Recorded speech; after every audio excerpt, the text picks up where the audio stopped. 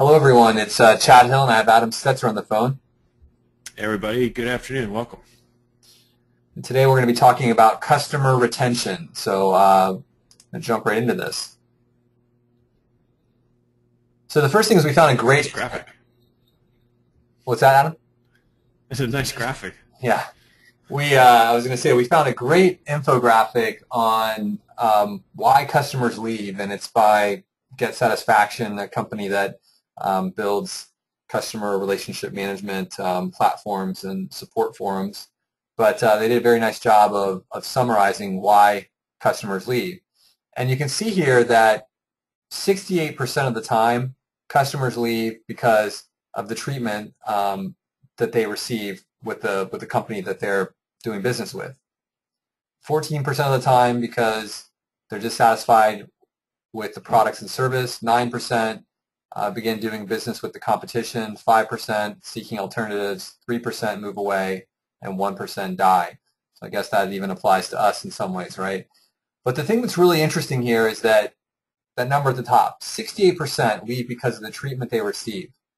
And that's something that I think as we've worked with more resellers and with our own direct clients, we see that over and over again, that a lot of times customers are leaving not because of the results they're getting. That happens sometimes for sure. But a lot of times it's because we just did a bad job, or one of our resellers did a bad job managing the customer relationship. And so we really wanted to dig into that and get a better sense of what could we do to make this go down so that this wasn't the reason people were leaving. And we'll get to the economics of that in a minute, but I wanted to start here. Now the second thing It's a startling number, Chad. It really is. It is a startling number. I'll bet if you ask most people on the call, they would probably say the results are really the reason, but this research is interesting because it makes you challenge that assumption. That's right. And I think that what's really interesting, and I think everyone on the call does this themselves, is that when you talk about what marketing does in an organization, and whether you're a one-man show or you're a large company, when you ask marketing what the primary goal of what they're doing is, 62% say it's customer acquisition, 20% customer retention, 14% brand awareness, and 4% other. So again, what this is really saying here, if you look to the right, is that 63% of the respondents felt that new customer acquisition is the most important advertising goal. And I think that's, again, we all know that you have to have new customers. But as you start to build your business, and we've been working with our SEO reseller partners now we're really at our 4-year, our 3-year anniversary of working with SEO reseller partners. We all have seen people growing their business to the point where initially it was all about how do we get those first 5 or 10 leads. And we've done many webinars on how to build your initial book of business. But as our reseller partners have started to build their business, what we've all looked at and realized is that if the back door is open and people are falling out of your business, you have to start, because they're leaving, you have to start running faster and faster on that treadmill to keep the business moving forward. And so again, we wanted to reflect on this and get a better sense of, are we all doing HubShout as running our SEO reseller program, but also all of our partners, are we doing a good enough job at, and what are some things we can be doing to improve the retention of customers? So let's look at actually sort of the economics of this, and I think this makes the case pretty clear. And so you can either look at this and say, what's the value of retention, or what's the cost of churn? They're inverses of each other, but let's take a look at this. Now this is an example that we actually found in an accounting journal that an accounting consulting firm had done, trying to understand the value of retention.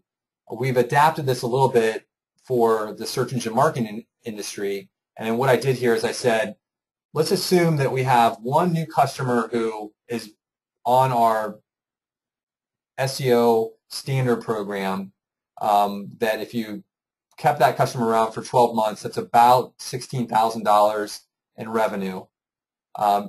Compare the cost of attracting a new customer on a standard plan versus retaining an existing client on a standard program. So in terms of time investment, my assumption was that you need to spend about an hour a month with this type of customer, and that's doing an account review, maybe answering a few phone calls throughout the month. But on the right-hand column, I'm assuming about an hour a month, so 12 hours, and just I plugged in the number $100 an hour. I know some of you might have your hourly rate set higher, some of them might be a little lower, but again, just plugging in $100 per hour. Now on the left-hand side, the 42 hours, you still need to maintain that customer with the 12 hours, but I'm assuming that it takes about 30 hours of time to go out between the networking events and the, building a relationship with someone, putting together proposals, reviewing proposals, all the sort of activities that go into taking a lead all the way through the funnel to closing. I'm assuming that's 30 hours. So if you look at the opportunity cost of attracting a new customer and then an hour a month once you get them in, I'm talking about $4,200 a year in time, cost of your time, opportunity cost, versus 12 hours at $100, $1,200. So right off the bat, you can see where this is going, that it costs a lot of money to get that new customer in the door. Now, I'm adding on top of that sort of a kicker, which is that there's always some initial first-time engagement costs that you have to go through. So whether that's extra training or whether that's, in the first couple months, a need for an extra number of phone calls just to make the person feel good about what's going on. I'm assuming you're going to put about 10 hours a month, 10 hours over the first few months into that. That's another $1,000. So if you go back to the $16,000 of revenue and we assume a 30% profit margin, because I'm assuming you're working with us, you've got some other costs, maybe you have someone working for you in office. Let's just say 30% is your profit margin. It may be higher, it may be lower, but for the purposes of this particular exercise, 30%, your profit is $4,800 on that $16,000. And it's obviously the same on either one. So if we take the profit minus the expenses, what you see here is that in that first year, that $16,000 customer actually may cost you a little bit of money, over that year, versus if you can keep a customer for that second year, you're making $3,600. Now, again, these numbers can be completely worked and changed around, and profit margins may be different. Play with it however you want. But the point here really is that retaining a customer makes you a lot more money than going out and finding the new one.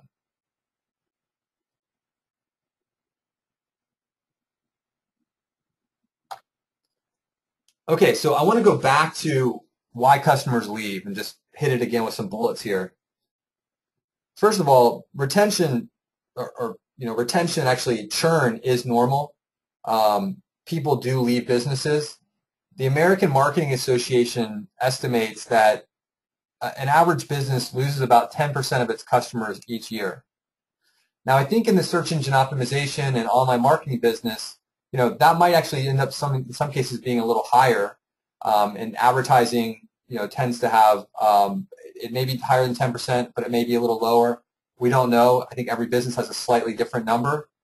But the point here is that some level of churn is going to happen. And again, if you went back to those first few reasons, just for the simple fact that sometimes people move or they die or their business closes down, whatever it might be. But again, the top reasons for people leaving are, and I'm just picking up 4, these are slightly different than the other ones, but this is from a different study we looked at. One was perception that pricing was too high or unfair, had an unresolved complaint, took a competitor's offer, or perception that the company did not care. Now, when I look at this, of these 4 points here, 2 of them are directly related to how well you service that customer. In fact, possibly even 3, right? So had an unresolved complaint, perception that the company did not care.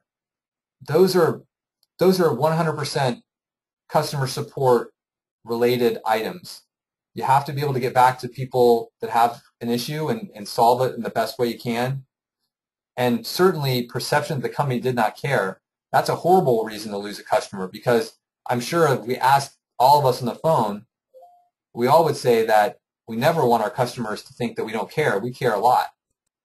So those 2 are very easily in our control. The other two here, I think, again, are ones that are somewhat related to how well you take care of your customers. So, for example, perception that pricing was too high or unfair, I think a lot of times has to do with the fact that they're maybe not getting the service. If you're getting good service, obviously your perception of what you're getting and the value of it is higher than if someone's not returning your phone call. And taking a competitor's offer, again, maybe those all fit together. So what I wanted to go into next was actually talking about what tips we as online marketing people can do to retain our customers better. So the first one is selling it correctly.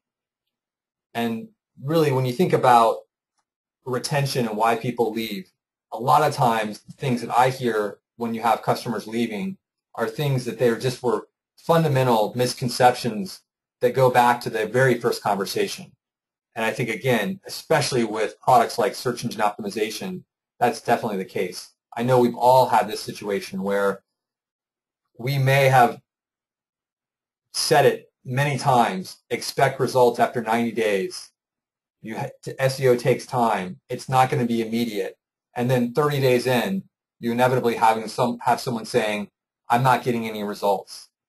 Now, a lot of times it's because the person wasn't listening, but there are definitely cases where the person just may not have been listening, but they were sending signals that they weren't listening. So really going back to those initial discussions, it's critical to really make it clear that you are selling the product correctly is critical, going back to the first discussion. So let's talk about a couple of things you can do here. The first one is around setting expectations, and that's scope control. So whether that's, again, a search engine optimization project or whether that's a website project or something in between, you really have to be very clear about what is going to be done and what isn't, what's included in the price and what isn't. And we just had some internal discussions about this over the last couple of days. And if you're not listening closely to what the person's saying on the other side, there are many times cases where they're expanding scope on you and you're letting them do it. So writing this down and being very clear is critical from the very beginning. Timelines are also important. So again, in SEO, you need to set the expectation that this doesn't happen overnight. And that's a really difficult one in search engine optimization, because even the 90-day frame sort of timeline that we establish doesn't mean you're in position 1 on page 1 in 90 days. It just means that you're seeing results in 90 days.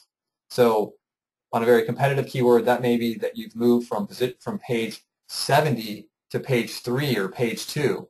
Maybe on a less competitive keyword, you went from page 2 to the bottom of page 1, but you're not really you're not above the fold on page 1, so you're not seeing a lot of traffic on that term yet.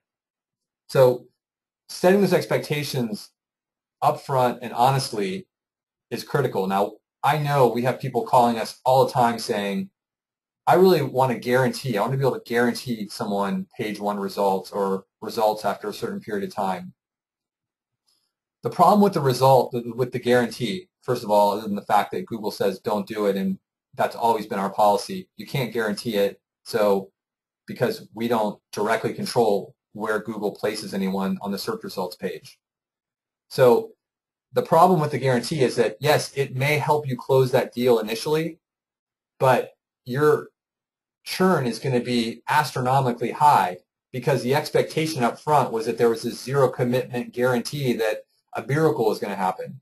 So if you're selling miracles, that's a difficult business, especially when you're guaranteeing that a miracle is going to happen.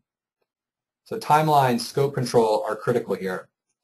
Diversification is something that we also really, especially with the recent updates around Penguin and Panda, we really believe that you need to set expectations that just doing one thing isn't enough to have a good online marketing strategy. So we really want and set the expectations up front that SEO is one part of an online marketing program. And it may be that a lot of our SEO reseller partners are doing other things that they're bundling in, so that's great. But if you're just selling SEO, we really want to make sure that we're emphasizing and trying to communicate that that's really not a diverse enough online marketing program, and you should be considering social media, email marketing, pay-per-click, any other program that you might want to add in. The other one, and this is a great one, this is one that Adam taught me, was that it's okay to tell a customer that things will go wrong. What really matters the most is how we react to the times where things do go wrong. And I think what that does is it really allows, when you do have a problem and you can work through a problem, it builds trust. Because what the person wants to know is that when I do have a problem, you're going to be there to work through it with me and come up with a fair resolution. It may not mean that I get my money back or that it's free or that the miracle does occur, but that we come up with a reasonable solution that makes us both feel like we got a good deal out of the situation that happened. And the other thing it does is it opens up communication, and it makes people realize that if we're communicating, we're able to work through these issues and get the results we want. And Adam, I don't know if you have something to say on this, because I think you really have led the charge at HubShot around really focusing in on the fact that when things do go wrong, we're going to be there to respond to that. Yeah, I think it's a great message. I mean, it ties into your numbers up front about why people leave. They leave because of how they're treated, and people don't like being lied to, and when you tell them everything's going to be perfect, and either they know it isn't or then it isn't, they feel like the trust is broken. So from that standpoint, it's really smart to say, look, we're not perfect, you're not perfect, but we're going to be honest, we're going to be upfront, things are going to go wrong, and here's how we're going to react. And that level of communication usually makes them feel like they're being treated very fairly as a professional, and that you're very honest. And I find that goes a lot further than trying to take the mistakes that inevitably happen in every business relationship and sweep them under the carpet, which really nobody respects, and they eventually come out. You can usually hide a few, but it usually comes out. So I think it's better just to be above board, and I find the relationship lasts a lot longer. It's tougher to do. It takes a lot of courage up front and a lot of confidence in yourself and in your team and in your product. But if you develop it, practice this, you'll find that you have a stronger relationship. Now, I was asking for input as you were talking, Chad, about from the audience here on, are people having problems? At first, there were no questions, so I posted out in chat. I guess you guys are all perfect, not losing any customers. A couple people chimed in. One person said, no, not perfect, but didn't want to really elaborate. Someone said, yeah, we're losing some customers, but who isn't? With the updates and changes happening recently, it's very difficult.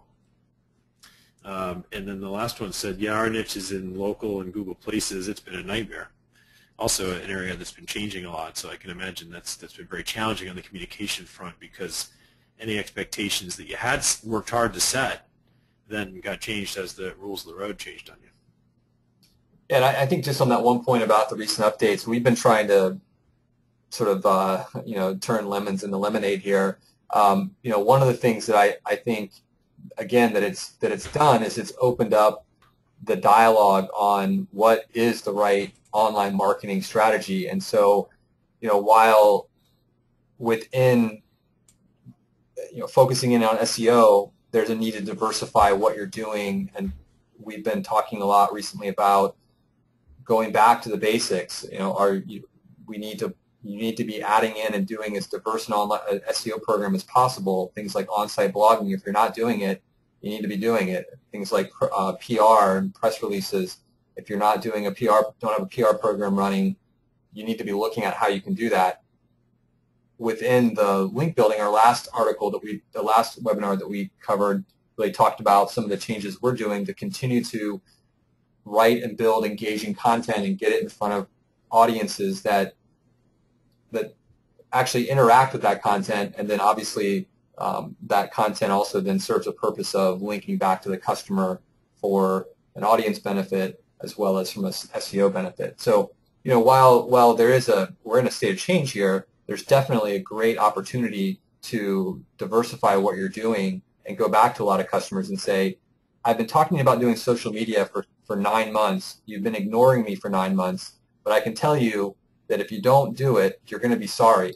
This is, using some of the things that are happening is a great way to get engaged in that conversation, which in a minute we're going to talk about, don't hide now. Like, now is not the time to hide and not call your client. There are too many things happening. So we'll actually go to the next slide and start talking about that. After selling it, of course, kickoff is critical. And the thing that I always like to tell all of our account managers here is that whenever I kick off a project, I'm immediately thinking, in 90 days, this customer is going to call and is going to challenge whether or not this program is working for them. So the first thing I'm thinking on the kickoff is I'm already envisioning the call 90 days from now. What data do I want to have in front of me so that I can actually intelligently talk to this client about the results and what we've driven in the past 90 days?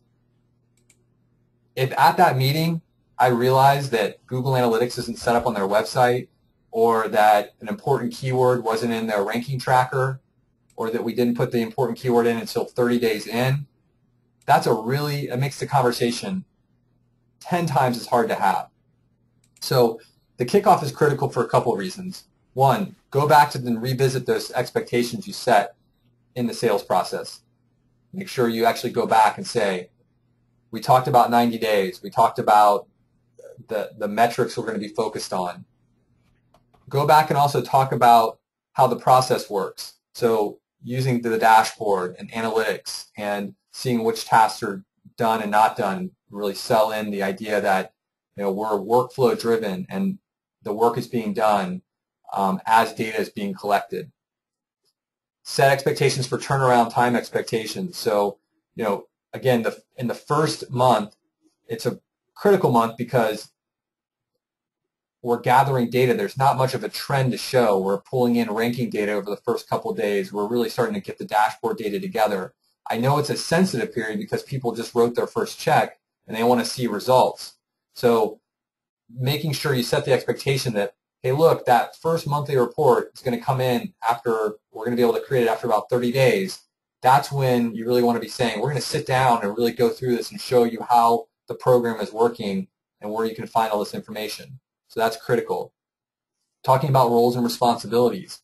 Who's doing what? Are you calling me? Are we using the support task system to generate, to answer questions? That's all important here. And then, of course, setup. So I already mentioned Google Analytics. We want to grant people access, give them a username and password. We strongly recommend, and this is something that we've been going through in some of our monthly account review meetings, looking at how many accounts that each of you have with us that are using lead form tracking, phone tracking, social media marketing, social media monitoring, and email marketing. All of these things are critical because it's going to help you at that 90-day point or even at the 30-day point, if that's where it takes you, to be able to go back and have hard information, hard data to talk about to establish the baseline, the benchmarks, so that at 30 days or 90 days, you can have an intelligent discussion. And if you haven't learned the lesson of under-promise and over-deliver, it's probably hard to have some of this soak in. I think you really have to, you almost have to crash a project or an engagement a few times until that makes sense. But this point here that Chad's got about revisiting expectations and aligning them right at the beginning really sets yourself up for having a good or bad 90-day review. And anyone who's been through it knows you want to under-promise and over-deliver. It really doesn't work the other way. If you're new to sales, you're probably not doing that. You're very eager to close, and so you're probably over-promising even by accident.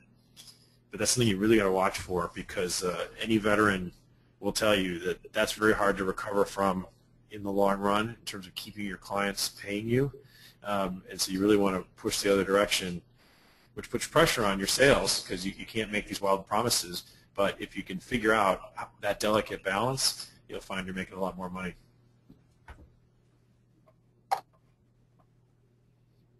Okay, this is the point I mentioned before, but customer engagement. So you've had that, you've sold it, you've had the kickoff. Now really it's all about how do you communicate with that customer and build the relationship that's going to lead to a long-term relationship, a long-term customer. The first thing is don't believe that no news is good news. It doesn't work that way. And what that means is that if they're not calling you, don't believe that they're happy. They may not be. You need to be talking to them and not letting that account lay dormant. And then sometimes I know this is hard, especially in those first 60, 90 days with a customer, because the results really aren't there that you sold them. You wanted to move them up in the rankings, and there is progress happening, but it may not be exactly how you want it to ultimately be. But I think it's important to check in with them and just explain that that's where it's going, that I'm working on your account. Things are happening here, and we're seeing some forward momentum. Is it where we ultimately want to be? No, but this is going to take time. And the nice thing is that if you've hooked up the rest of the data into the dashboard, you're going to have other things to talk about. So you'll be able to talk about, well, one of the interesting stats that we've seen here is now we have a better idea of your branded, non-branded traffic mix coming in out of the search engines. So you can set the benchmark and the baseline. So we see that of the 500 visits a month you get to your website, 400 of them mention your brand name. That's really interesting. 100 are category terms. We really want to keep our eye on this. So now you've taken control of that discussion. They're not saying, well, why haven't you grown it yet? Because you just said, we just established a baseline. So you bought yourself 30 days in doing that. And I think that's what you want to keep doing, is having these discussions, because the next month you can get on the phone and talk about. Another interesting stat is we've actually started to get a better sense of how many phone calls are being generated from your website. So we now have 60 days worth of data here, and you can see which phone calls and when they're coming in and which phone numbers are ringing. It's another piece of information that allows you to have a discussion with someone, let them know that you're working on the project, but not have them calling you saying, hey, where's my page 1 ranking? Because, again, it's only 60 days. It's not there yet. So that's really important.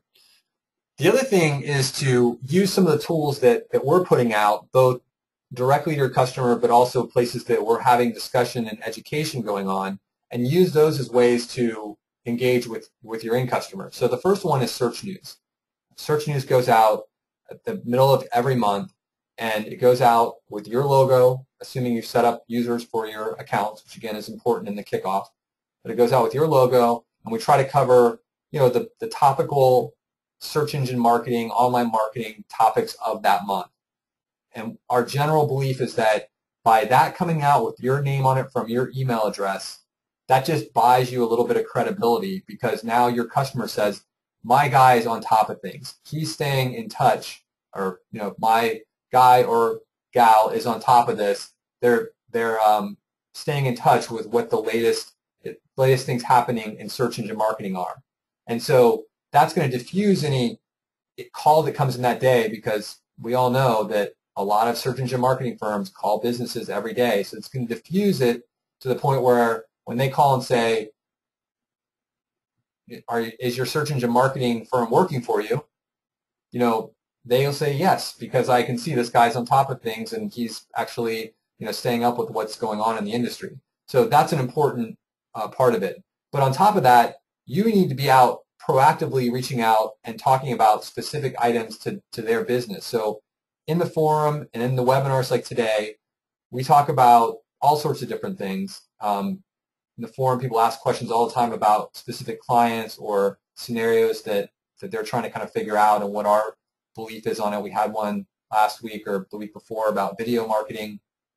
So use the content in the forum and in the webinars to also find things to talk to your customers about. Pull out little nuggets from different things we're talking about and send out a quick email saying, hey, just wanted to let you know the following 3 things. Send them a link to a blog post or something that would be interesting to them. So that's an important part. I think the next one here is really critical as well, which is invest in building relationships, because, and I think anyone who's been around sales for a while knows this, that having a relationship beyond the particular product is going to build a longer-term customer. But get a sense of hobbies and families and other items. And this is the kind of stuff that you really need to put into your CRM. So whether you're using our CRM and storing this in tasks, or whether you're using your own, or whether you're using an Excel spreadsheet, putting this sort of information somewhere is really important, because going back to it is critical. So when they mention they're going on vacation in July to the beach, when you talk to them in September, you'll know, hey, how was your vacation in July to the beach? So that's an important part. And then again, every month, we want to continue to review all the key metrics, such as non-branded traffic, backlinks, accounts, domain metrics, and then sales leads and phone calls. And then if you're doing a pay-per-click program, talking about leads, cost per action. If it's a social campaign, things like social mentions, followers, number of likes. If it's an email campaign, email open rate, and list growth. This is good stuff here, Chad. As we were talking, a question came in about all this. It said, our main concern is getting business owners to understand what is going on and have them actually give us the time to explain all this stuff that Chad's talking about. Most will say, I don't have the time, or call me later. We are great at following up every 30 days, sending reports, but it's getting them on the phone. Do you have any tips for what to do in that situation? Yeah, no, that's a great point, because that does happen quite a bit. I think my experience is that getting some sort of locked-in recurring meeting is important, because I do know that the small business guy is often very, very busy. So my experience is trying to get some locked-in meeting the first Wednesday of every month for a half an hour or 45 minutes, and getting it on their calendars in some way where it's a recurring item. That's usually what I try to do, but I realize there are some people that might not even work for them. So I think you just have to, that's what I would recommend. Adam, I don't know if you have any thoughts in your experience on how to best do that.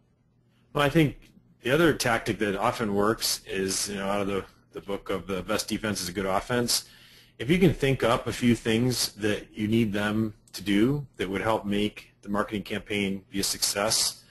One of the easiest ones is if you're not in control of the website and you're only running the online marketing, to list out on-site changes that need to be made that they need to coordinate with another vendor. Now that may be you, so that might be a bad example, but if it is, find something else. Maybe it's a radio spot they're running about a special, or maybe they have their own control of their Twitter feed and there's something you want them to talk about or highlight. Just the act of assigning a couple to-dos to your client to show this is a partnership, here's what I own, but here's what you own.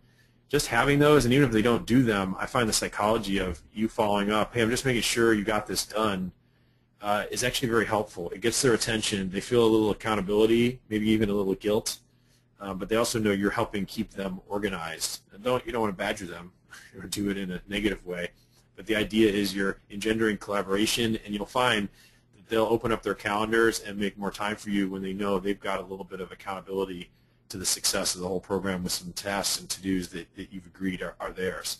So that's one tactic I've used in the past that's worked quite well. Yeah, that's a good one.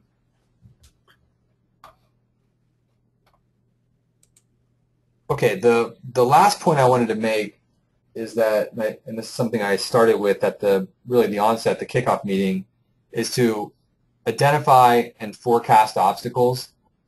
So if you have a sense from experience working with the different campaigns of what the hot button with this customer is going to be, and I think having worked with lots and lots of customers, you can sort of get the sense of the ones who are going to be the guys at 30 days who say, show me the results even though you told them it was going to take 90 days, or you're going to be they're going to be the one who, even though you set the metrics, they're still going to be the ones who focus on, I think it's working and I feel it's working. Trying to get a sense of that up front and identifying those obstacles, and then working from the very beginning to get ahead of them is a critical thing. Unfortunately, I think some of this comes with just experience of, as Adam said, going through and losing a couple accounts and seeing what happens when you lose them and why you lose them. But what I've found is that everyone sends their signals, and whether that's when you're working with them to close the deal, you see how they operate, or the things they talk about, or the previous companies they've worked with and why they stopped working with them. Those are all the good signals to understand what is their pattern going to be and how can you try to change the past, right? I mean, we all probably have clients who have talked about how they've worked with 6 other vendors and no one's gotten their SEO quite right. That's a big red flag, right? That you're going to be the 7th if you're not really, really careful. So getting ahead of it, I think following some of the tips that we had in the last couple of pages is the best way to not be the 7th guy, but to, you know, make it through for the long run. Cool. And I got another question, one last question that came in here, Chad, and then that closes out the questions. What if your competitors are making wild promises? That's a great point. I mean, I think the first thing I would do is try to have I would take the promise and I would basically have the customer work with the customer to understand whether or not that's realistic or not. So I realize that a lot of that depends on the level of sophistication of the customer.